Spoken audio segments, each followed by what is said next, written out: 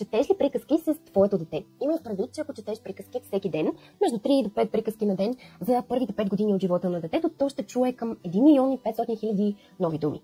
Това е разкошно. И има предвид, че дори малък процент от това число да влезе в активния речник на твоето дете, то за своите скромни 5 години ще говорим много повече, отколкото връстниците му. И това ще бъде именно по влияние на съвместното ви време, докато четете. Въпреки че този съвет е прекрасен и ти най-вероятно вече си го чувала, има някои нюанси, за които аз искам да ти споделя. Казвам се Михаил Каликович, съм от 5. Помагам на родители като теб да подкрепят детето му по домашни условия. И то с комплексен подход, а не просто на парче, както е съветът с книгите.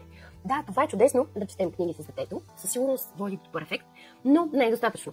Това, което детето ти има нужда, е не просто да му четеш книги, ти лично, а не аудиокниги, не просто да се гушкате и да водите диалог в процеса спрямо възрастта на детето, така че да не му задаваш сложни въпроси и да не се чувства то като на изпит, защото няма да иска да ти партнира, а просто да е лек, приятен разговор, докато четете.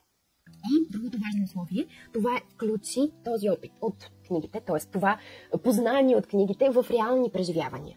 Какво има предвид? Ако четете за влак, отидете и се повозете на влак. Ако четете за рождения ден на Мечо, проиграйте рождения ден на Мечо вкъщи. Вземете плюшено меченце, харесайте му животни, които ще му дойдат на рождения ден, направете му плодова торта, сложете свещичка, вдохнете свещичка.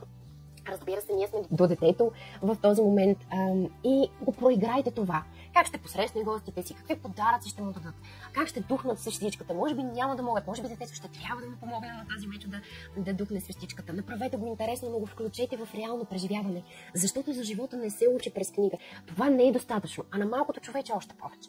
На него му трябва много богат, разнообразен, интересен личен опит, за да може тези думи, които чува, да ги свърже с нещо, което има повече дълбочина, отколкото просто на забрана думичка.